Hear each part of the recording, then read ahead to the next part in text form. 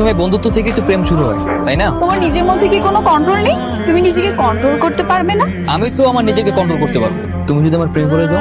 আমি কখনোই প্রেম কেন? কারণ আমরা ভালো বন্ধু। তা আমার কেন জানি মনে হচ্ছে তুমিই পড়েছো।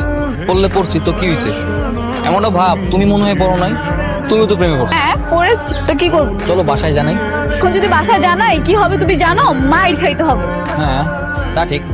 আচ্ছা আগের বার তো যাওয়ার হয়ে গেছে, তখন বিয়ে ভাঙার জন্য যা করেছি, এবার ঠিক বিয়ে জোড়া লাগানোর জন্য যা যা করতে হবে সব আমি করবো। বাট তোমার কনফিডেন্স দেখে আমার খুব ভালো লাগছে। দেখি তুমি কি করতে পারো। প্রয়োজন ওদের সাথে আবার কথা বলো, কথা বলে আমাদের বিয়ের ব্যবস্থাটা করো। এখন আমি কোন মুখে ওদের সামনে যাব তুই বল। প্রেম করতে হবে? তাহলে আমি কি করবো মা?